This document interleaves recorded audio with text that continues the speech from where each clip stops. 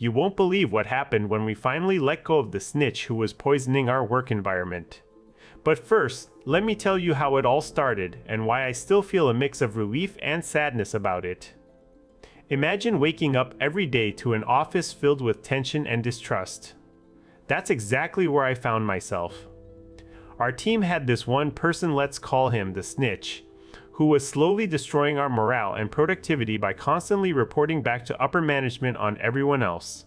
The atmosphere became so toxic that no one could focus, let alone enjoy coming into work. This guy started out as a decent colleague, but over time his quality deteriorated. Little did we know it was due to substance abuse. His breathing techniques during our final confrontation told me he was dealing with more than just office politics. The snitch had issues much deeper than I could have imagined.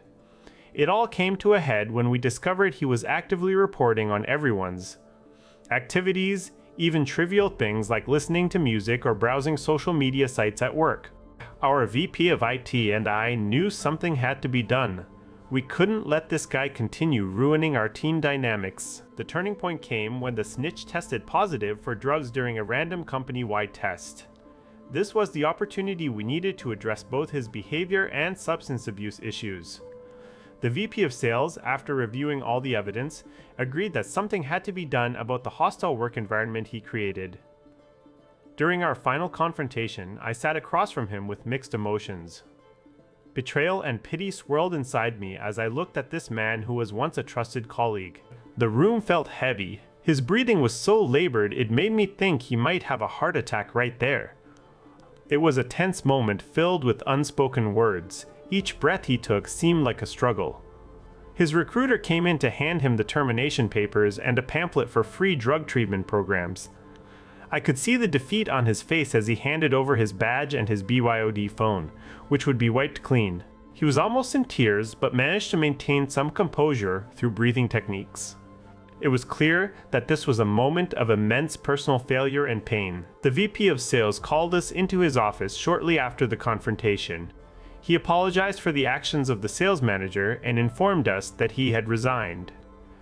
The VP personally assured me and my colleague that this company would not tolerate hostile work environments, and if anything like this happened again, they'd take action immediately.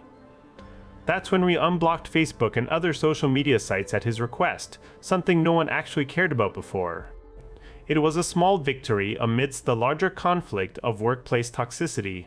The feeling in the office shifted from tension to relief as everyone started enjoying their work more, with music playing softly in the background.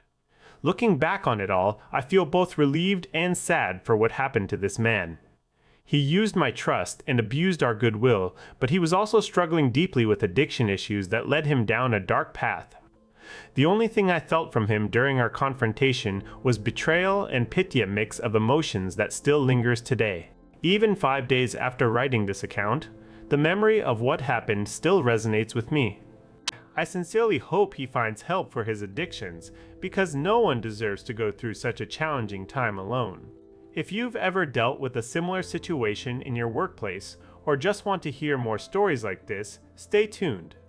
Thanks for listening, and don't forget to subscribe for more updates and insights into the world of office politics and human struggles.